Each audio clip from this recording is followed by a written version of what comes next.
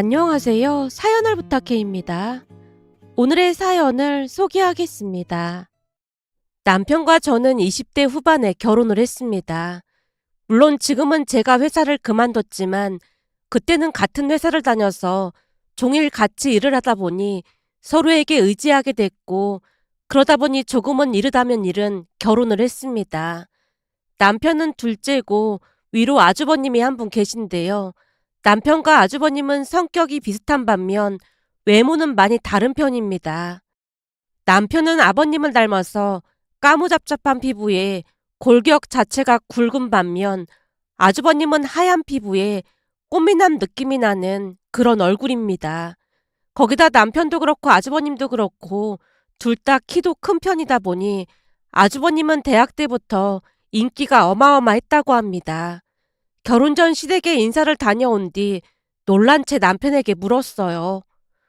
둘이 형제인데 많이 다른 것 같아. 형은 엄마를 닮았고 나는 아버지를 닮았거든.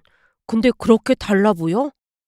전체적인 이목구비는 비슷한 것 같기도 한데 풍기는 이미지는 전혀 다른 것 같아. 아무래도 우리 형이 훨씬 더 잘생겼지. 그동안 아주버님한테 치이면서 살았던 모양으로 남편이 약간은 씁쓸한 표정으로 물었습니다. 글쎄, 나는 선우 씨 같은 스타일이 더 좋아서 아주버님이 특히 더 잘생겼다는 생각은 안 들어. 그냥 취향이 다른 거 아닐까? 내 눈에는 선우 씨가 훨씬 잘생겨 보이는걸? 그렇지 않고서야 내가 선우 씨랑 결혼한다고 했겠어? 제가 진심을 담아 말을 하자 남편 입가에 미소가 번졌습니다. 정말이야? 그럼 정말이지. 사람마다 매력이 다 다른 건데 누가 더 잘생겼다라는 게 무슨 의미가 있는지 모르겠어. 그래도 연주가 그렇게 말해주니까 기분은 좋네. 사실 사람들이 항상 형이랑 비교를 많이 하다 보니까 좀 그랬거든. 내가 이런 말까지 해도 되나 싶긴 한데 심지어 대학 다닐 때 나랑 사귀던 여자가 우리 형 얼굴 보고 반해서 형한테 고백한 적도 있었거든. 남편이 고개를 푹 숙인 채 한숨을 내쉬었는데요. 도무지 믿어지지가 않아서 제가 물었어요. 그러니까 선우 씨 몰래 아주버님한테 고백을 했단 말이야? 그래서 어떻게 됐는데? 당연히 형이 기겁해서 쌍욕을 했다고 하더라고. 그리고는 나한테 당장 헤어지라고 엄청 뭐라고 했고 말이야. 진짜 세상에 별의별 사람이 다 있네. 대단하다. 그럼 아주버님은 여자들한테 인기가 많아서 많이 사귀고 그랬겠네? 오히려 그 반대야. 우리 형이야말로 지금껏 모태 솔로야. 남편 입에서 모태 솔로라는 말이 새어나왔기에 제가 눈을 동그랗게 뜨고 물었습니다. 에이, 인기가 그렇게나 많은데 모태 솔로라니 거짓말이지? 사실이야. 그렇잖아도 나도 궁금해서 언젠가 한번 형한테 물어본 적이 있는데 진실된 사람을 못 만났거나 뭐래나 그러더라고. 진실된 사람? 형은 외모나 그런 것보다는 당차고 진실된 사람이 좋더나 봐. 근데 그런 여자를 아직까지 못 만났고 말이야. 지금도 좋다고 따라다니는 여자는 많은가 보던데 눈길 한 번 안 주더라고. 남편 말을 믿기 어려웠기에 그냥 한 귀로 듣고 한 귀로 흘러버리고 말았는데요. 결혼하고 보니 아주버님이 모태 솔로라는 말은 사실이었습니다. 남편 말처럼 진실된 사람을 못 만났다고 했지만 제 생각에는 눈이 높다는 생각만 들 뿐이었어요. 그렇게 얼마 뒤 우리는 결혼을 했습니다. 시댁이 지방이라 결혼식도 지방에서 했는데 시부모님은 많이 가부장적인 분들입니다. 특히나 시부모님은 제사에 많은 정성을 들였고 제사 음식 또한 제대로 만들어야 한다며 시어머님 잔소리가 어마어마했어요. 물론 우리 친정도 제사를 지내긴 하지만 가족들끼리 돌아가신 분들을 추억하는 자리로 시부모님처럼 제사에 엄청난 의미를 두진 않습니다. 그랬기에 시댁의 제사 문화가 이질적으로 느껴질 수밖에 없었어요. 시댁에 가서 제사를 지낼 때마다 더욱 이질적으로 느껴졌던 부분이 있었는데요. 조금 전에도 말씀드렸다시피 아주버님은 시어머님을 닮아서 외모가 꽃미남이었기에 시어머님 역시나 미인형의 얼굴이었어요. 한마디로 여느 시어머니들과는 많이 다른 그런 느낌이었고 그러다 보니 시아버님과 3살 차이밖에 안 났지만 외모로만 봤을 때는 훨씬 젊어 보였다고 해야 할까요? 그러다 보니 시어머님의 첫 인상은 제사를 지내지 않거나 지내더라도 크게 의미 부여를 하지 않을 것 같았는데 그런 제 예상과는 달리 시어머님은 제사에 많이 집착을 했습니다. 결혼하고 첫째를 키울 때까지는 맞벌이를 하다가 둘째를 낳고 회사를 그만둘 수밖에 없었는데요. 혹시나 회사 일로 제사에 참석을 못한다고 하면 시어머님이 난리를 쳤습니다. 시어머님에게 몇 번 야단을 맞다 보니 나중에는 저 또한 제사에 심혈을 기울일 수밖에 없었어요.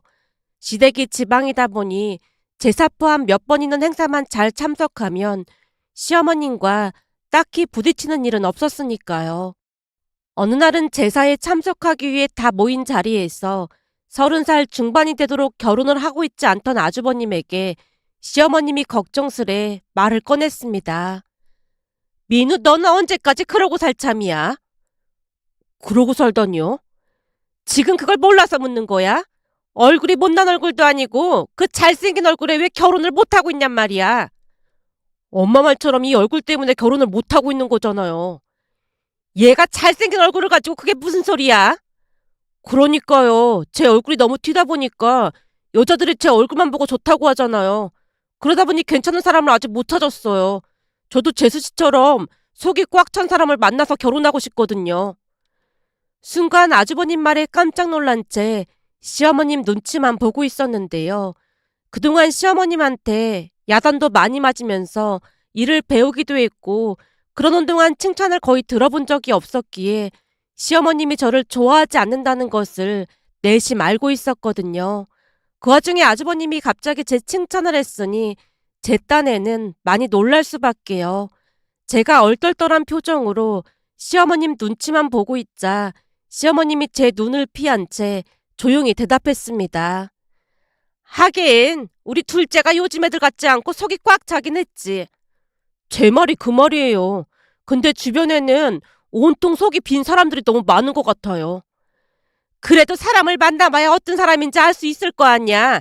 그냥 겉모습만 보고 판단하는 것도 좀 그렇잖니.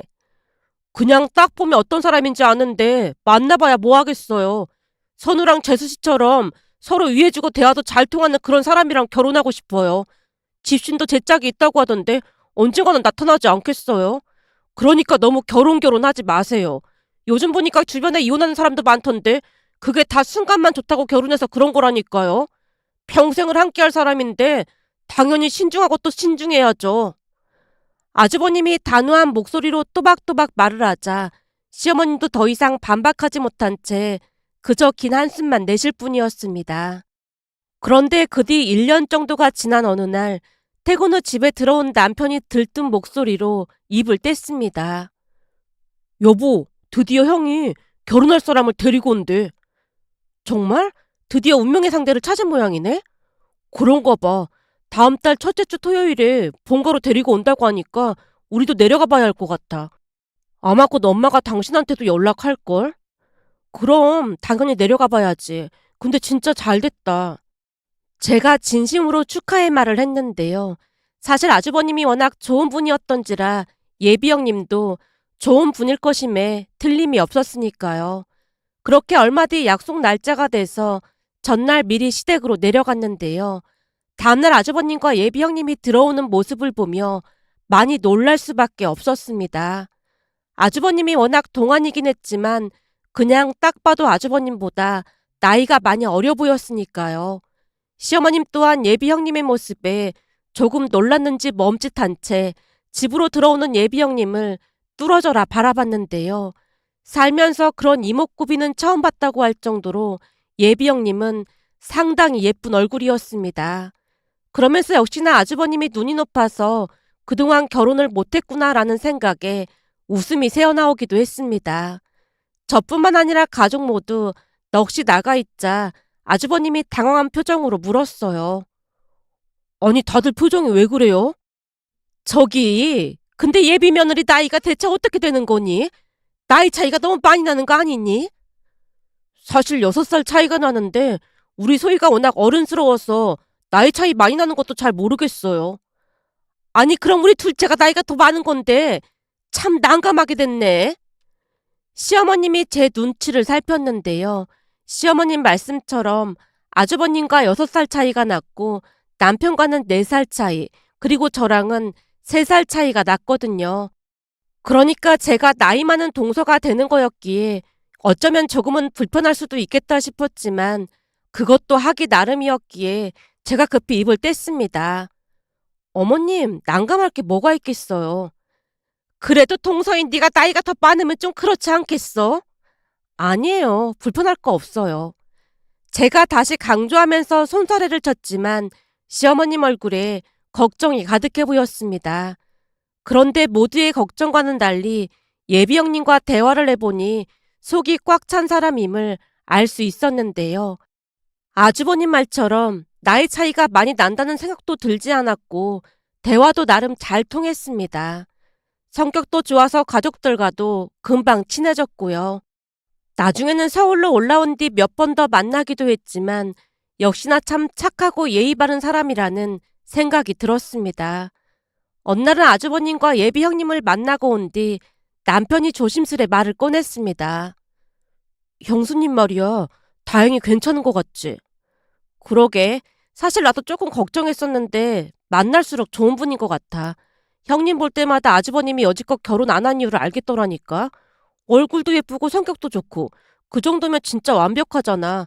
둘이 같이 앉아있는 모습 보니까 선남 선녀가 따로 없더라니까. 근데 형님 볼 때마다 나도 관리를 좀 해야 하는 게 아닌가 싶어. 내가 너무 나이 들어 보이지? 아니거든요.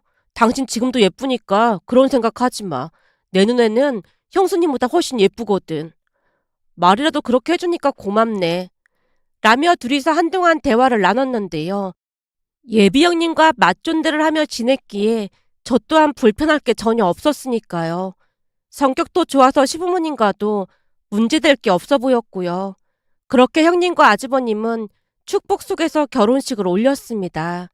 결혼식 날 두 사람의 아름다운 모습을 보고 다들 입을 다물지 못했으니까요. 특히나 순백의 웨딩드레스를 입은 형님의 모습은 하늘에서 천사가 내려온 듯한 느낌마저 들었습니다. 결국 결혼식이 끝나고 난 뒤 친척 한 분이 시어머님에게 질투 어린 말을 건넸어요. 내가 지금껏 결혼식을 그렇게나 많이 다녀봤는데 진짜 선남 선녀가 따로 없네. 특히나 맏며느리가 어쩜 그리도 예쁠 수가 있어. 근데 얼굴이 너무 예쁘면 조용할 날이 없다고 하던데 피곤한 일도 많을 것 같네. 형님, 남의 잔치에 와서 그게 무슨 말이에요? 동서도 알다시피 그동안 민우한테 여자들이 좀 많이 꼬였어. 물론 민우야 한눈 팔고 그런 성격이 아니니까 걱정이 없겠지만 맏며느리가 예뻐도 너무 예쁘잖아. 저러면 일이 안 생길래 안 생길 수가 없다니까. 거기다 나이도 6살이나 차이가 난다며. 지금이야 신혼이라 좋아서 별 문제 없겠지만 시간이 지나봐. 얼굴이 저렇게 예쁜데 남자들이 가만 놔두겠어? 형님, 지금 결혼식에 와서 그걸 말이라고 하는 거예요? 순간 이성을 잃은 시어머님이 버럭하자 친척분도 당황한 것인지 바로 사과를 했어요. 아니 그러니까 내 말은 동선의 맏며느리가 너무 예쁘다 그 말인 거지. 저렇게 예쁜 사람이 제사나 그런 걸 챙기기나 하겠어. 둘째가 그랬으면 차라리 나았을 텐데 맏며느리가 그러니 나중에 제사밥 얻어먹긴 힘들겠다. 그 말을 하는 것뿐이잖아. 근데 요즘 젊은 사람들이 제사 지내주고 그러겠어. 그냥 해본 말이니까 너무 신경 쓰지 말라고. 라며 친척분이 급히 발걸음을 재촉하는 모습을 보다가 남편에게 조용히 물었어요. 여보, 저분은 누구라고 했지? 먼 친척인데 원래 시기 질투 그런 게 좀 많은 편이야. 아무래도 형이랑 형수님 보고 질투나서 그런 것 같은데 하루 이틀도 아니고 엄마는 저런 걸 왜 예민하게 받아들이는지 모르겠네. 남편이 답답하다는 듯이 한숨을 내쉬었습니다. 그렇게 결혼식이 끝난 뒤 형님과 아주버님이 신혼여행에서 돌아온다는 소리에 다시 시댁으로 향했는데요.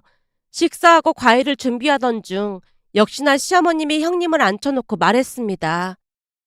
그때도 말했지만 니들끼리만 잘 살면 우리는 다 괜찮으니까 둘이 아끼면서 잘 살도록 하고 혹시 들었는지 모르겠지만 우리 집은 집안 행사가 그렇게 많지 않으니까 그 제사랑 명절 그리고 우리 생일 정도만 챙기면 될 거야. 제사 날짜랑은 네 동서가 잘 알고 있을 테니까 물어봐서 챙기면 된다. 우리 집에 제사가 많은 것도 아니고 2번밖에 없으니까 꼭 챙겼으면 좋겠구나. 네, 잘 챙기도록 노력하겠습니다. 형님 말이 끝나자마자 아주버님이 대화에 끼어들었어요. 엄마, 소희가 전업주부도 아니고 회사 다니는데 시간이 안 되면 제사에 못 내려올 수도 있어요. 제사가 많은 것도 아니고 1년에 딱 2번 있는 건데 그걸 못 챙긴다는 건 말이 안 되는 소리지. 역시나 시어머님이 단호한 목소리로 쐐기를 박듯 말을 하자 아주버님이 다시 말대꾸를 하려고 했지만 형님이 조용히 말렸습니다. 사실 그때까지는 시어머님과 형님에게 무슨 큰 문제가 발생할 것 같진 않았어요. 하지만 첫 제사에 기가 막힌 일이 일어났습니다. 우선 제가 제사 1달 전에 형님에게 먼저 전화를 했어요. 형님, 다음 달 마지막 주 수요일이 할아버님 제사예요. 미리 말씀은 드려야 할 것 같아서요. 네, 알겠어요. 저도 내려가 보려고 노력은 해보겠지만 말일에는 조금 바쁠 수가 있어서 시간을 한번 봐야 할 것 같아요. 근데 어머님께서 제사를 엄청 강조하시는 것 같던데 일 때문에 못 내려가도 화를 내실까요? 이런 말씀 드려도 될지 모르겠지만 저도 결혼 직후에는 맞벌이 했었거든요. 그러다 보니까 어느 날은 회사 일 때문에 못 내려간다고 연락드렸더니 노발대발 어찌나 화를 내시던지 일 끝내고 부랴부랴 내려간 적도 있었어요.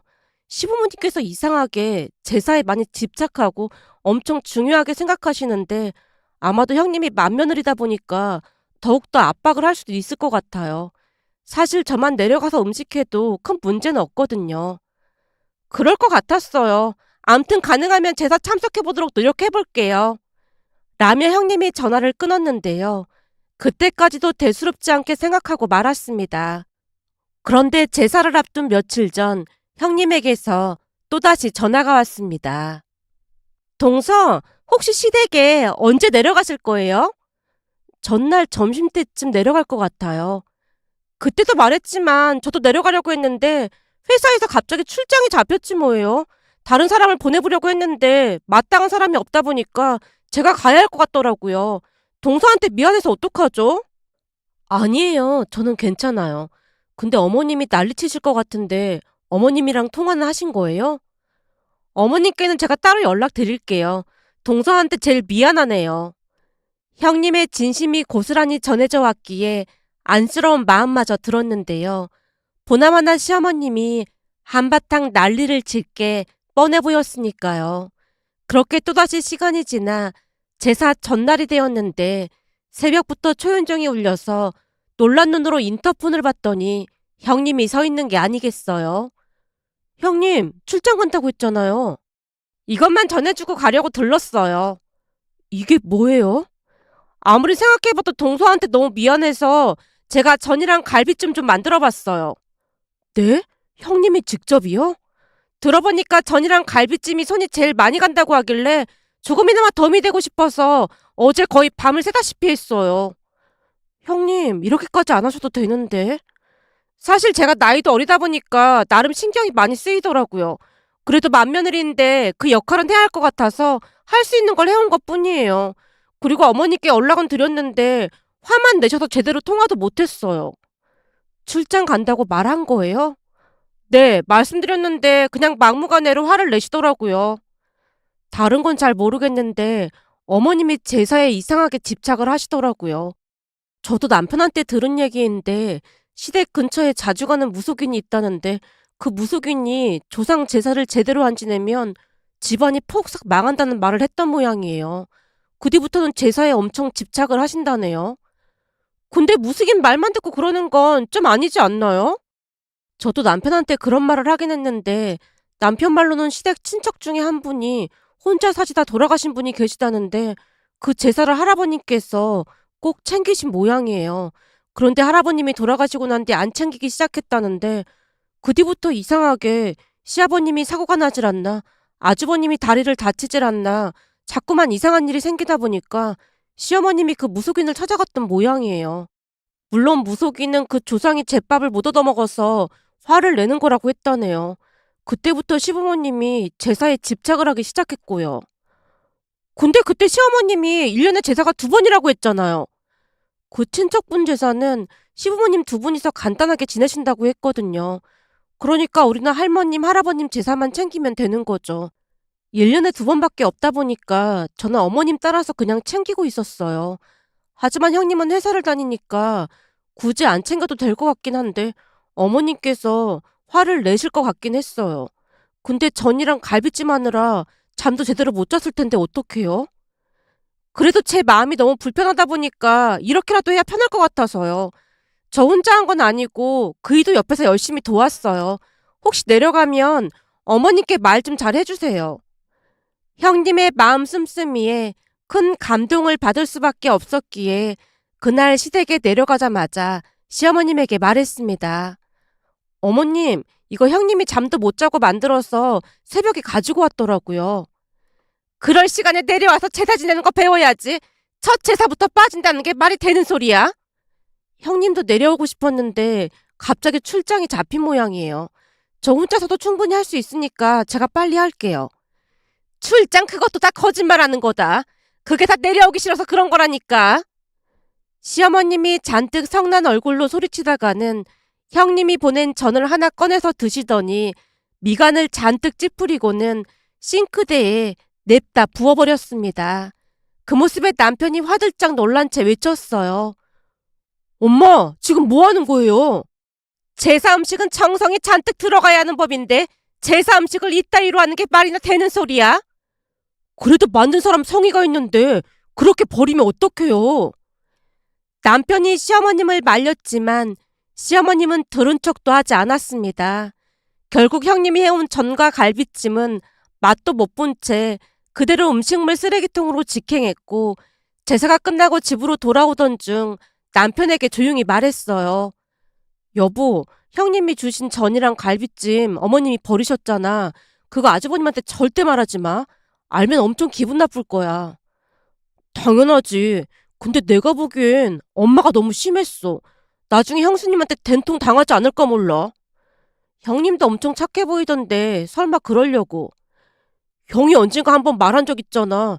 형수님이 평소에는 순한 양이지만 뭔가 수틀리면 아무도 못 말린다고. 내가 보기엔 엄마가 저기서 멈춰야 할 텐데 걱정이야. 근데 당신도 알다시피 엄마가 그 조절을 잘 못하잖아. 어제도 형수님이 보낸 음식 버리는 것 봐봐. 아마도 곧 폭풍우가 몰아칠지도 몰라. 남편이 어찌나 심각한 표정으로 말을 하던지 더 이상 대꾸하지 않았습니다. 그렇게 일주일이 지난 어느 날 시어머님이 호출해서 시댁으로 내려갔습니다. 형님과 아주버님까지 불렀다는 말에 남편이 불만스레 말을 꺼냈어요. 우리는 제사 때 내려갔다 왔는데 왜 또 부르는 건지 모르겠어. 어머님이 원래 가족의 그런 걸 엄청 중요하게 생각하시잖아. 가족은 뭐든지 함께 해야 하는 거라고 하셨으니까 우리도 같이 부르신 거겠지. 엄마가 형수님한테 한 소리 하려고 부르는 게 확실한 것 같지? 그런 것 같긴 해. 나도 잘은 모르지 뭐. 라며 잠시 후 시댁에 도착을 했는데요. 형님과 아주버님이 우리보다 먼저 도착을 한 모양인지 시어머님과 대화를 나누고 있었어요. 우리가 집 안으로 들어가자 시어머님이 불만스레 말을 꺼냈어요. 네가 맏며느리니까 제사에는 꼭 참석을 하라고 했어 안 했어? 맏며느리가 안 오는 바람에 내가 네 일까지 쇠가 빠지게 했잖니? 어머님, 그래서 제가 전이랑 갈비찜 해서 보내드렸는걸요? 제사 음식을 누가 그따위로 하니? 원래 제사 음식이라는 건 정성이 들어가야 하는 거다. 근데 어디서 대충 해서 제사 음식을 만들어 보내? 어머님, 그거 대충 한 거 아니고 제 나름대로 밤새도록 정성 들여 만든 음식이에요. 그때쯤 형님도 잔뜩 화가 난 모양으로 시어머님에게 말대꾸를 하고 있었어요. 그런데 형님의 말대꾸에 화를 이기지 못한 시어머님이 버럭 외쳤습니다. 그따위 음식을 제사상에 어떻게 올려? 내가 그거 다 내다 버렸다. 네? 그걸 다 버리셨다고요? 형님과 아주버님이 우리를 번갈아가며 바라봤고 우리가 안절부절 못한 채 서 있었는데요. 아주버님이 발큰한 채 소리쳤습니다. 진짜 우리가 만든 음식을 그냥 버렸단 말이에요? 그 갈비찜도 비싼 한우로 정성 들여 만들었는데 어떻게 그걸 그냥 버릴 수가 있어요? 그리고 산 사람이 중요한 거지. 제사가 뭐가 그렇게 중요하다고 이 난리를 치는 거예요? 제사가 안 중요하긴 왜 안 중요해? 그 보살님이 제사 잘못 지내면 집안이 풍비박산난다고 했다고 내가 몇 번이나 말했잖아. 엄마, 그거 다 미신이라고 했잖아요.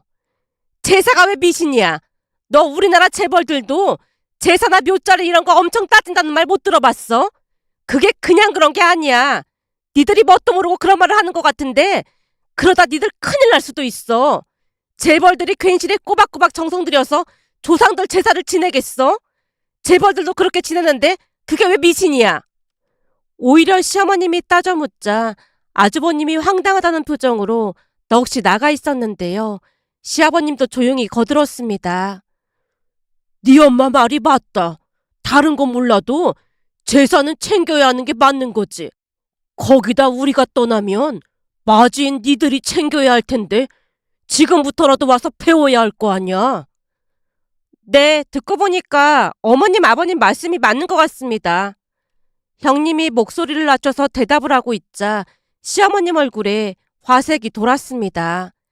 그렇지? 내 말이 맞는 것 같지? 역시 요즘 애들은 재벌집 얘기를 해야 말을 알아듣는다니까. 조금 전에도 말했지만 재벌들도 다들 지내는데 그게 미친일 리가 없잖니. 그러니까 앞으로는 제사에 꼭 참석하도록 해라. 네, 알겠습니다.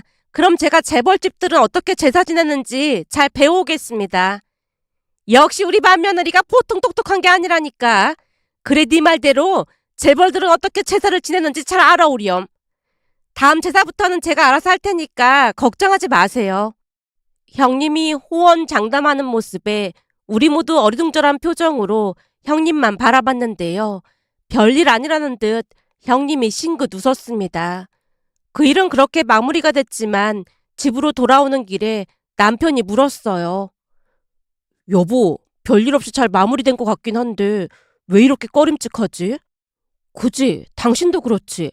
나도 왠지 마음 한구석이 꺼림칙하긴 한데 형님이 알아서 하지 않을까? 그 문제에 대해 더 이상 말을 하고 싶지 않아 애써 모른 척 했습니다.